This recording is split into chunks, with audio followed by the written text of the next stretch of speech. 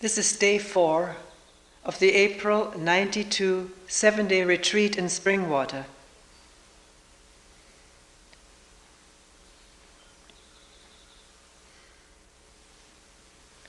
I will read some more of the questions that I jotted down after meetings.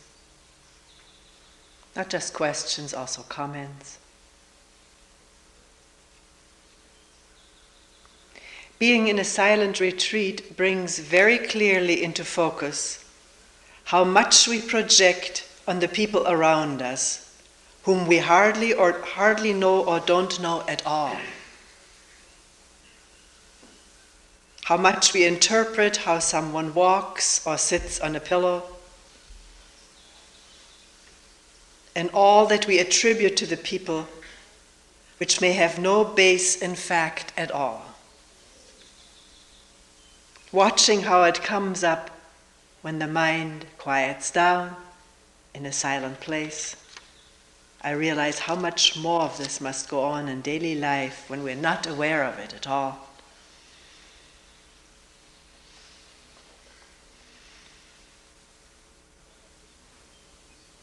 I have been feeling a lot of pressure, not just mentally but also physically, to do or not to do things in sitting.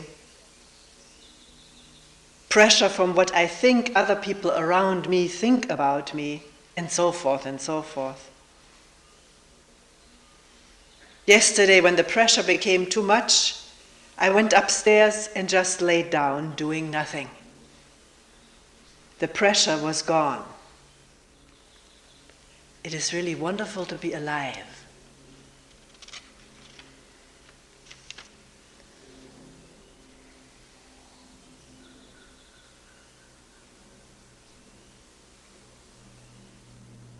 At this point, I am identified with the observer who observes everything. I know intellectually that there is no observer, but feeling-wise, I am very much identified with this observer.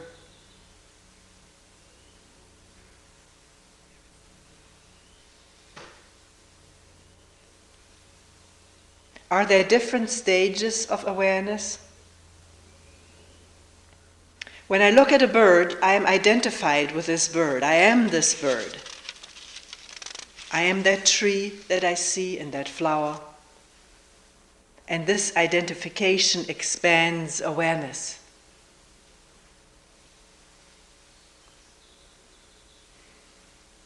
What is relationship? Relationship to each other, to the things around us. Are we only related to each other through all the ideas and images we have of each other based upon the past? Or is there another kind of relationship?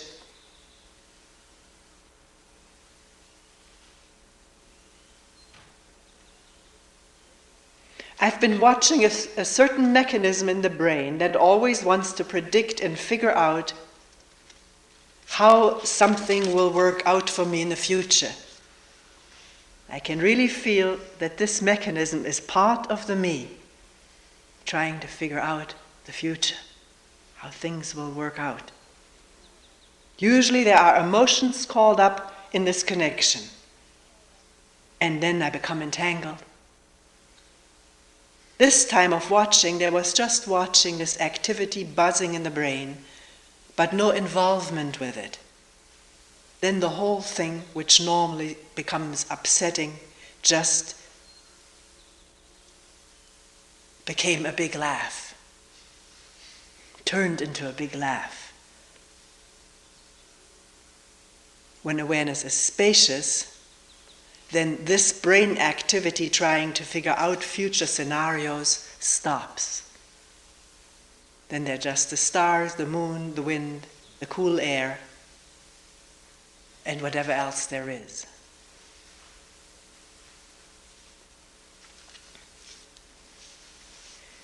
Is taking care of oneself a self-centered thing, a self-centered activity?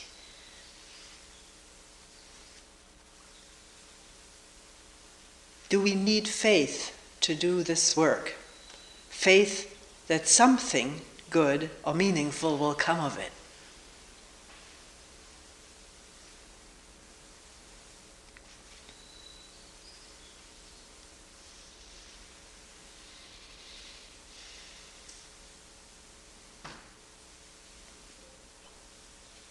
Someone may feel the need to have faith. And what is that faith? Faith in this work. It is somehow or other telling oneself, verbally, quietly, or expressing it to someone else, that something meaningful, I hope, will come of this. Talking to oneself about this. Hoping. Hoping also means to think about it. To think of a meaningful outcome. And then believe, which is also thought, believe that this outcome will come true sometime or other in the future. And with this belief, with this faith, with this kind of thinking positively about this work, may come the energy to come here, to sit down quietly without talking for 7 days, not socializing with the people around one, which for some people can take a toll. It's hard when it's so used to talking and socializing, eye contact and so forth. So this is how some of us come here, with this faith, this belief, the verbalized thought, something good will come of it, or having read or heard other people say, I've benefited from it, and then hoping the same will be true for me. And someone else may come here because there's no choice. Sometimes somebody tells me, I'm here out of sheer desperation. I just have to be with this whole ball of fear or doubt or pain. There's no other way to go but to be with it quietly. Maybe in the presence of some other people who may face very similar problems, difficulties. Is there faith that doing this will bring a result? Maybe there is. But in sitting down with a deep pain or anguish,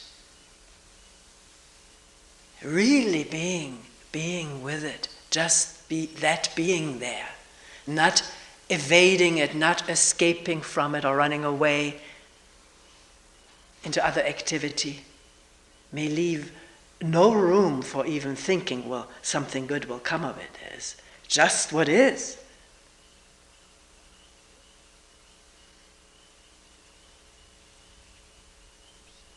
And if the doubt comes up, maybe nothing good will come of it. One lives with that too, with the pain of uncertainty, with the pain or uncertainty of not knowing the outcome. It's possible to sit this way, to be this way, with a very difficult or frightening or uncertain situation, to include in that not knowing how it will end up, whether it will go away, whether it will get better or worse. Is it meaningful to be with what is, not looking for further meaning in an outcome? Just the meaningfulness of contacting, allowing to be felt and heard and seen what is there in itself, this instant, regardless of how it will be the next instant. One has to do it. One has to experiment with this, find out for oneself the incredibly deep meaning of not moving away from what is here, be it just as dangerous as thought can paint it out. To be with danger, with uncertainty, with fear, and not calling it those names anymore, because one doesn't really know what it is that is nagging, hurting, aching, scaring, desiring. One has to find out. All we know is words and memories and past experiences, recorded as remembrances, is all we know. Or what we've read about other people, textbooks or whatever.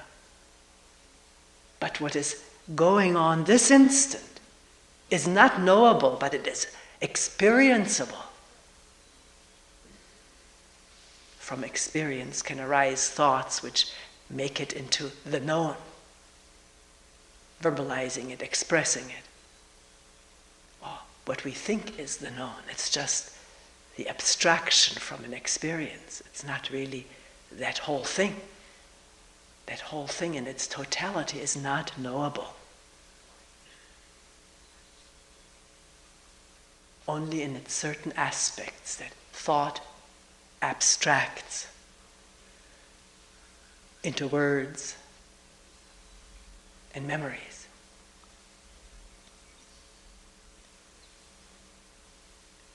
So, I'm not saying you don't need faith, have faith, don't have faith. Just find out, well, what's going on?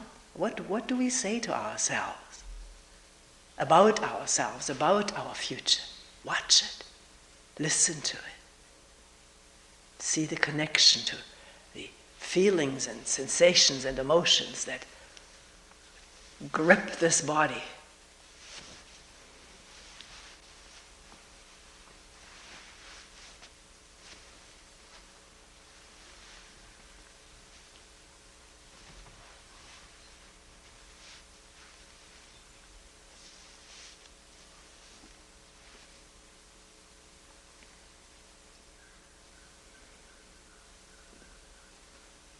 Say, well, like one person reported, it was after retreat, I really was struck and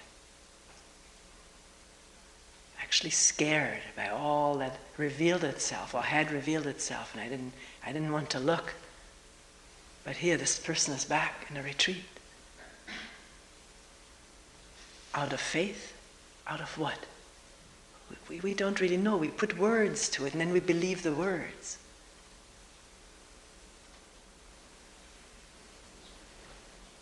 Is there something that sort of pulls, drives, demands to be understood, to be clarified, to be gone into deeply, to be explored, to be found out? We don't know. We can say there is, and then get entangled in the verbiage. But when something nags and aches, or drives, pulls, or beckons to be listened to, can there just be the being and listening, not knowing the outcome, living with uncertainty?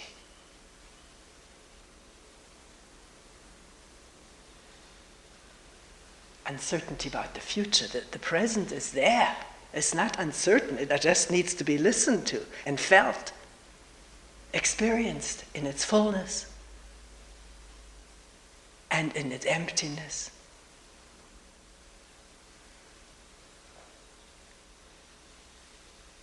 The emptiness being this spacious awareness that has no purpose. It has no identity.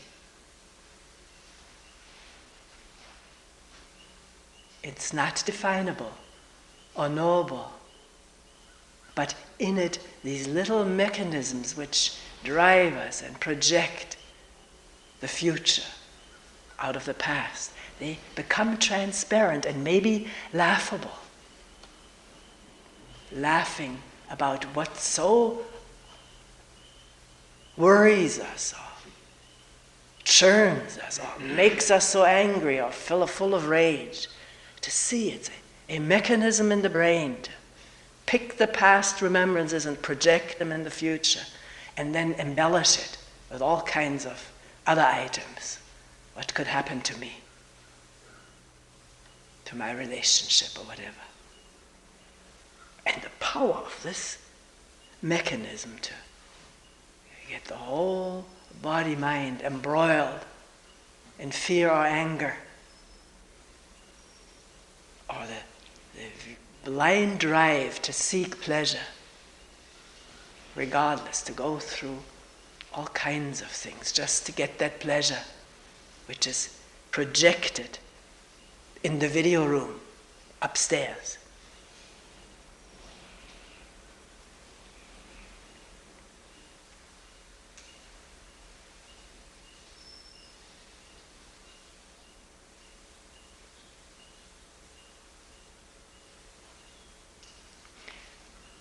The question that came up was, is it selfish to take care of oneself?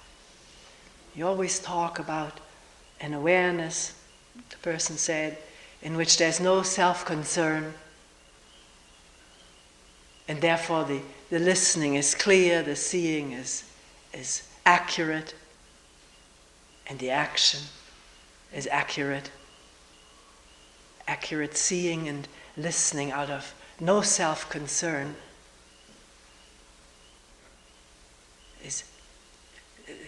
that goes hand in hand. So now the logical mind says, is it selfish to take care of myself? Oh my God, I shouldn't really take care of myself anymore because I want this open awareness.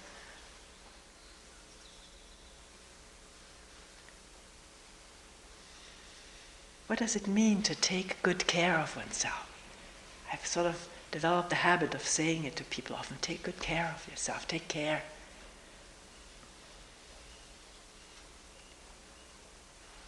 Do we really know to take care of ourselves carefully, intelligently, appropriately?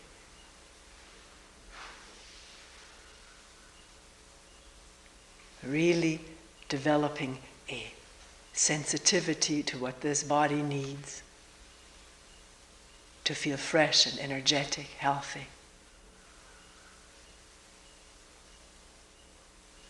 Without becoming over-concerned that all the thoughts and sensitivity revolves about what more to do for this body. Sort of a fine line of intelligent living where the care for this body-mind falls into place with a caring, careful, intelligent living.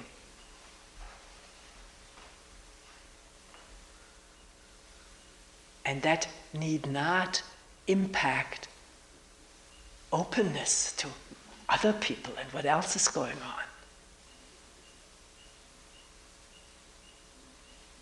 And to take careful, caring care, intelligent care of this body, one has to observe the consequences of how we live right now.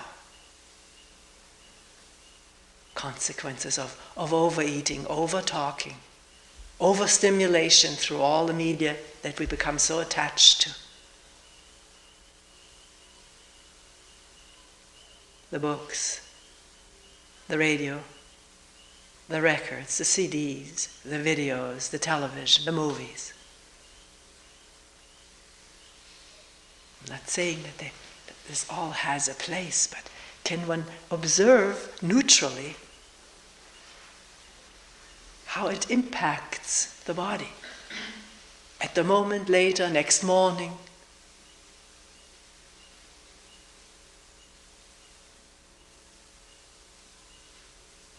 A lot of input, a lot of stimulation. At night, does the body-mind rest well?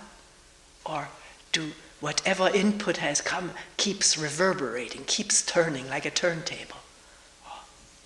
A bombardment. Television is bombardment of the senses. very fine waves.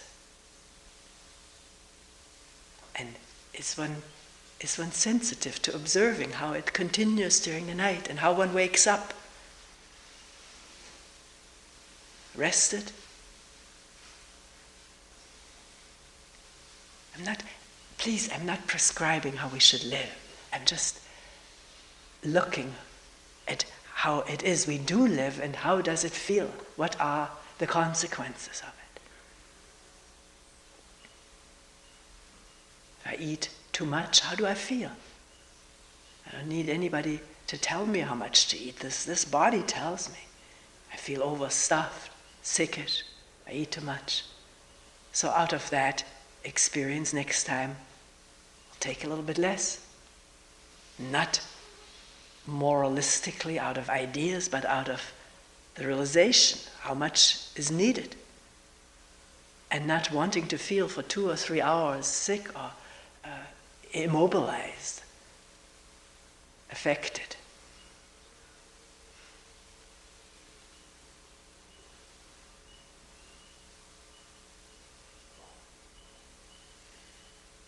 With sleep, with rest, with exercise, talking, socializing, can one learn intelligently about what is conducive to a well-functioning, wakeful body, energetic. Not all the time we get sick, of course, and at times we go overboard on this or that. We haven't watched, or we say, the hell with watching, I want to do this right now. Observing, I mean. To observe the whole thing, not dutifully or it's my obligation. I'm a steward of this body, I have to take care of it. These all become ideas. Just to do it with common sense. Which means with an intelligence that is capable of seeing this leads to that. And then, if we think fragmentarily, the way we do, then we just hassle with that and think, why do I feel this way? I don't want to feel this way. And we apply remedies or whatever. But we don't see what has led to it. And that is observable if we give some attention. Is that self-centered? No, I don't think so. It is being intelligent. To take care, because how we feel affects everybody we come in touch with.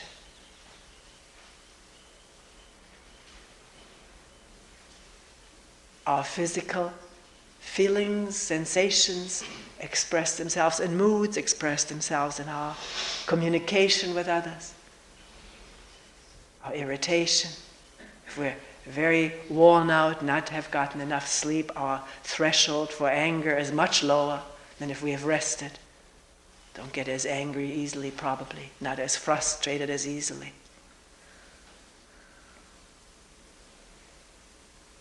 And do we get some exercise, some fresh air? If we live in a city full of car exhaust and smog, it may be very difficult. So then we make some kind of effort over the weekend to get away so we can breathe some fresh air. And walk, use this body in a way that the body wants it. It thrives on it.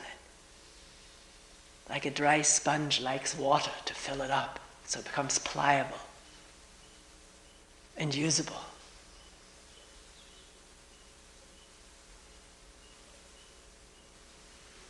Spend some quiet time, not just during retreat, but during one's everyday life. Is there some time for quiet time, not a rigorous schedule where, as one person put it, I feel so much pressure of the thought of what I should be doing, that this pressure kills me, makes me all rigid, aching, inaccessible.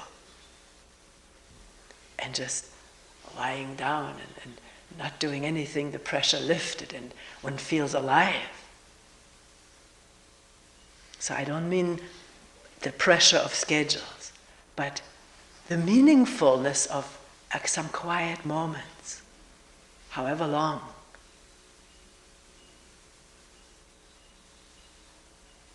In which to listen inwardly and outwardly without a motive of feeling better, but just being there, not just all over the place all the time, morning and all through the night, with the dreams.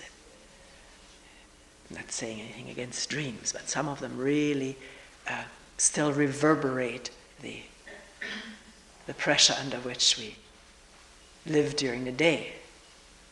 Not just the pressure of work and family, but also the pressure of the way in which we entertain ourselves. I hope no one feels I'm prescribing a way of living. I'm talking to myself also.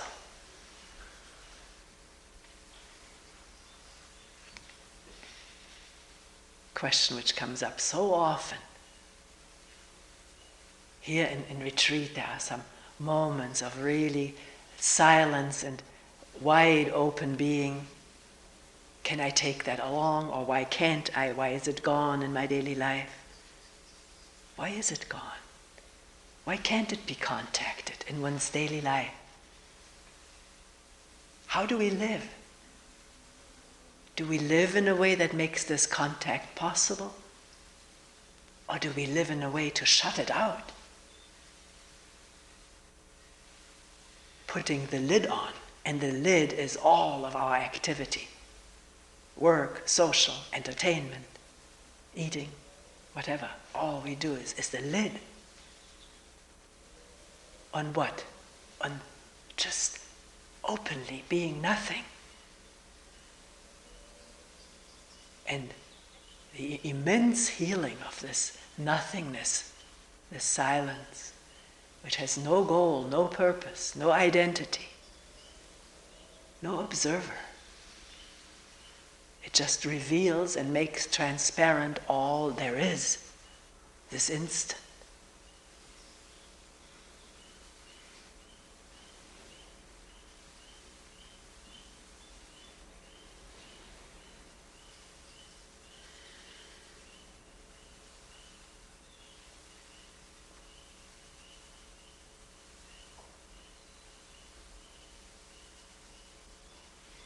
Question is popping up right now of what is this observer? One person saying, right at this moment I am very much identified with the observer. I know I've read that the observer is the observed, or whatever one, which way it may have been put. There is no observer, there's only what is. I say that, I just said it. But here I feel I'm the observer of all of this, the listener. I'm the listener to these birds. I'm the hearer of them. That's how I feel. Can we look at why we feel this way? How this emerges and becomes rigidified throughout our life? The identity with the me. The me in retreat becomes the observer.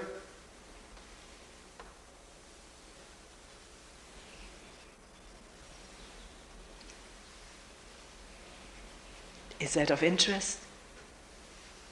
Because in this identification with the observer lies the division, the separation, which is as human beings, our fundamental disease.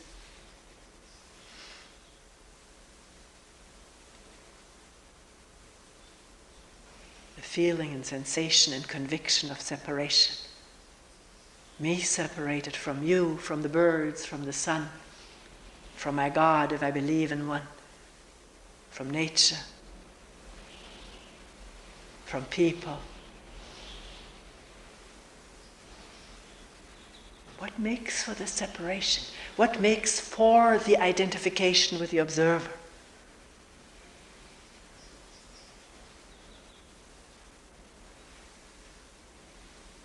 I can question it, can't I? We can together.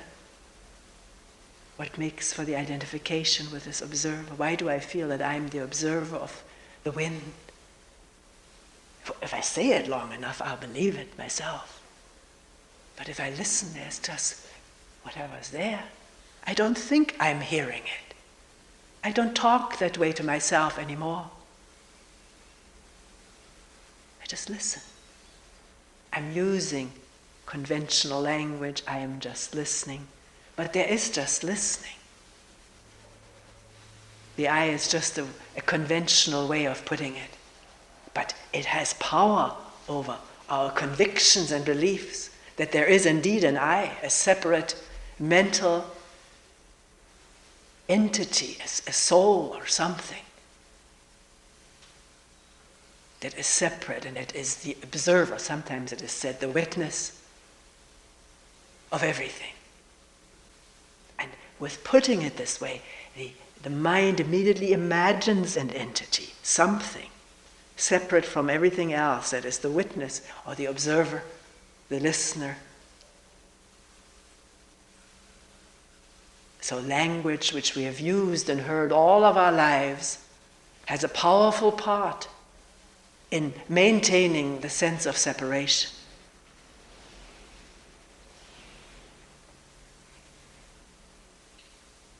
Constantly speaking to ourselves about ourselves and our situation. The power of our conventional ways of communicating. To appreciate this power. It's awesome. But it's not absolutely necessary to put things that way. But beware of now just starting to change the language. We went through that in training centers. When one doesn't say I anymore, one now says this person. This person doesn't like this also.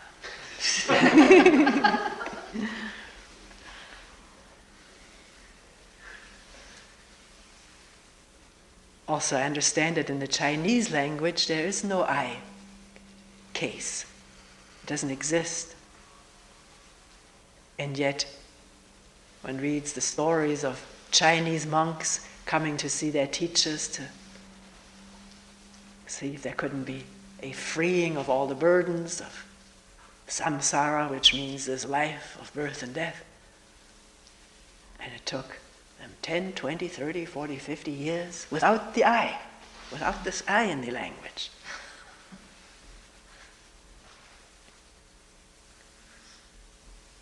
So why this strong sense? How does it come about, this moment? You could say it's there, then can I look at it, feel it?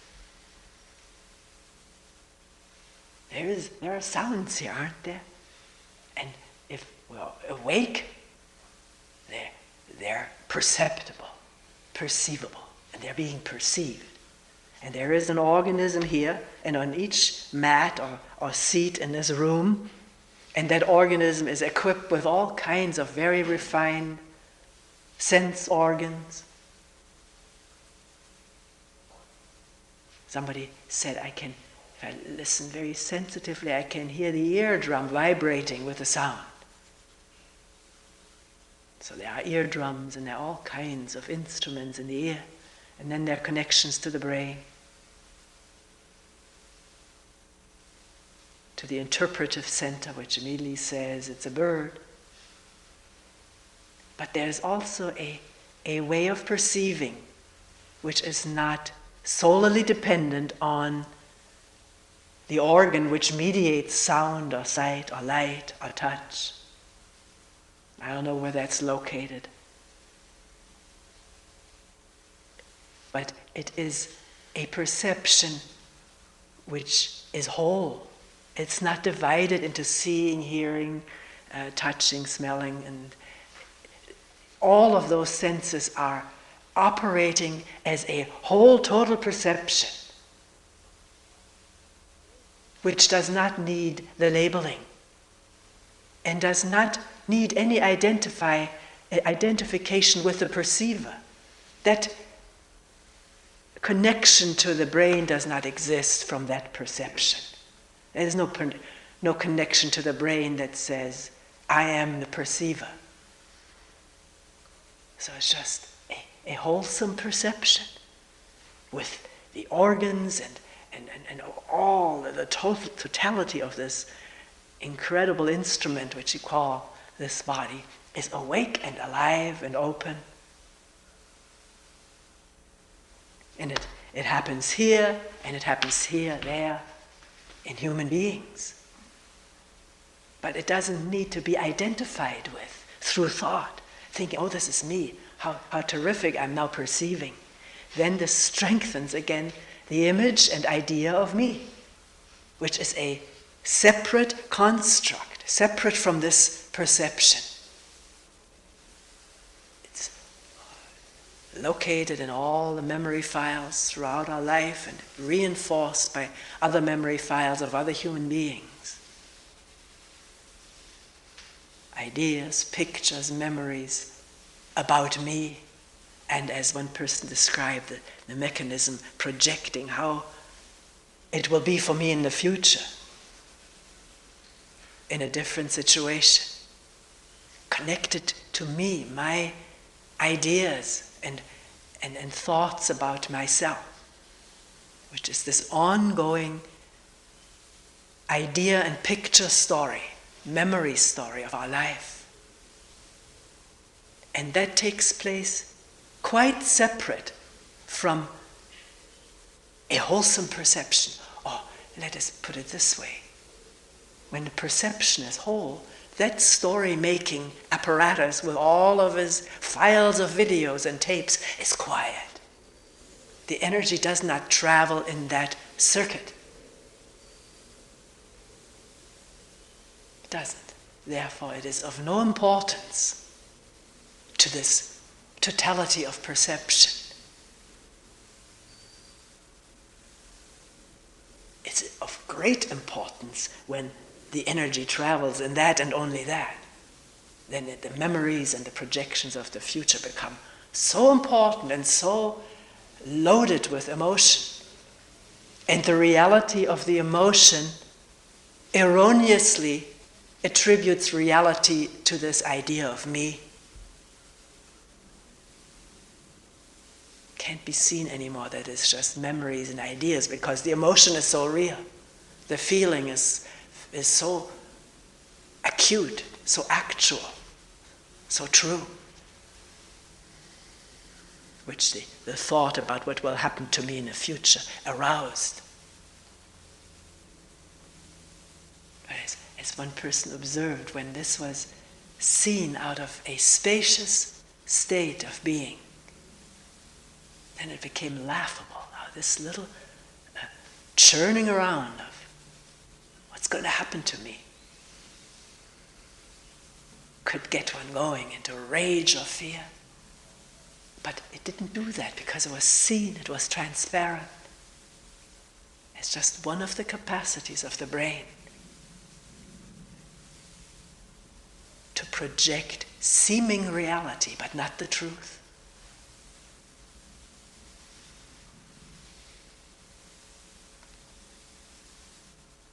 So can I drop saying to myself, I've said it all my life, my teacher has said it, the books I've read have said it, that there's a stage in which I am identified with the observer. I'll drop it right now. I don't know what I am. There's observation going on, I can't deny it, but I will not say I am this observer. I'm identified with it. I'll see what happens when I don't. Just keep listening without this baggage of knowledge.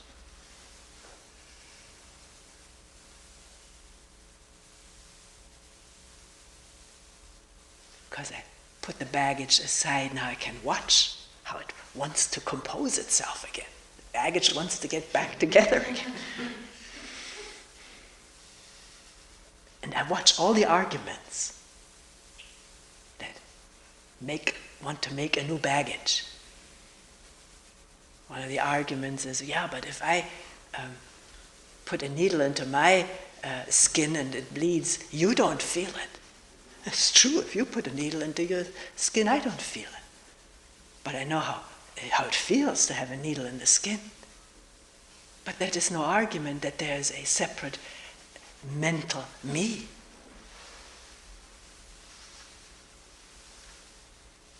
Sensation happens according to stimulation for all of us. Some people more sensitive, some a little bit less. Some people are so scared of a needle they feel it before the needle has struck. If you wonder, well, how does it really feel as this needle pierces the skin? You've got to give your whole attention this time as somebody has pulled this awful, I think that's more worse than anything else, there's rubber around the skin and sort of puts the skin in wrinkles, and it often done very mindlessly by a person who does about maybe 1,500 such things a day. Very hard to be mindful the next time an arm stretches out. And maybe it's impossible not to wrinkle it all up. So then I want to feel this really with a new perception, not go by my idea, oh, it stings or it doesn't sting or it's awful. I give my whole attention. It's amazing. It doesn't feel like I thought it would.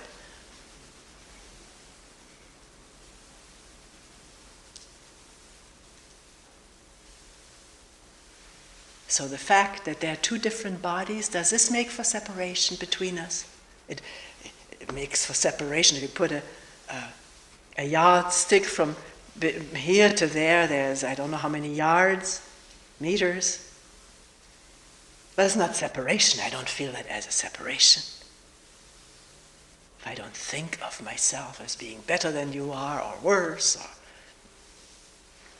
German and you're American, or you're this way, that all makes for separation. I'm better than you are. Or I'm much inferior to you. That makes for feelings of separation. If those feelings are not there, they're quiet. We're just listening together. Same space, same time. Same place, same listening. Where's the separation? I'm not thinking me and you in terms of better or worse, more advanced or less advanced, all of this nonsense.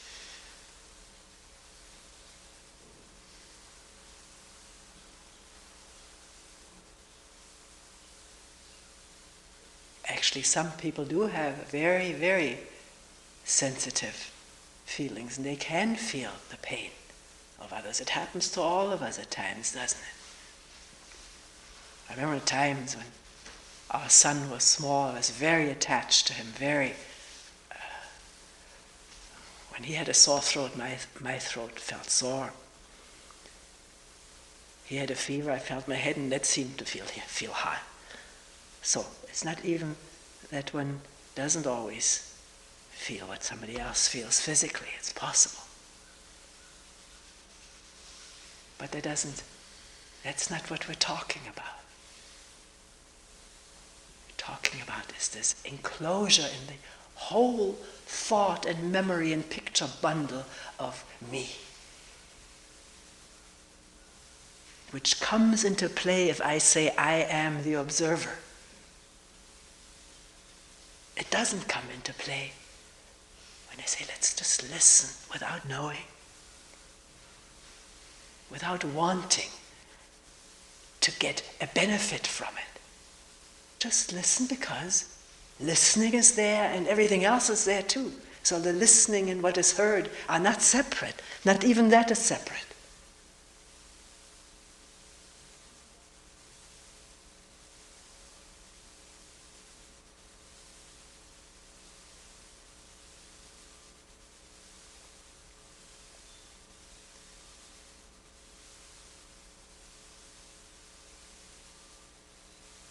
Not deceive myself if there is some strong or just a shadow of a feeling that there is someone separate, then let me wonder about it. What is that? not know it, not justify it, or put it into a perspective of what I've read, stages I've got to go through. I'll just listen to it innocently, naively, because it's there. Like the air, like the people, the breath, the birds. This deep sense of separation, someone there other than this palpitating body, which has no identity other than thought.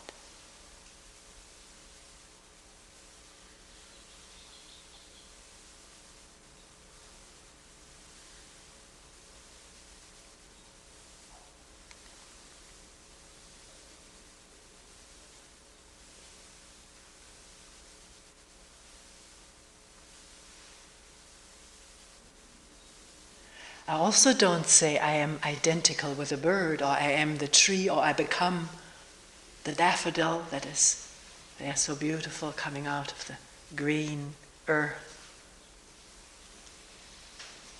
Is that thought operating, saying I'm becoming that, I am that? Or is that just what's there? For communication we say the daffodil, the bird, the tree. But I haven't become anything, I'm not there.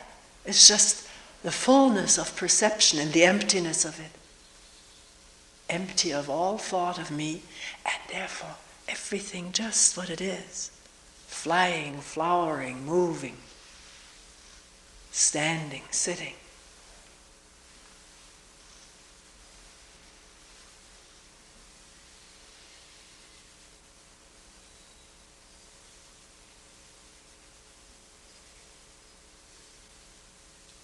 Where am I in all of that, if there's no thought about myself?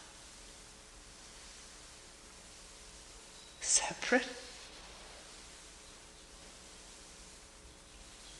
Or just chit, chit, chit, chit, chit, chit?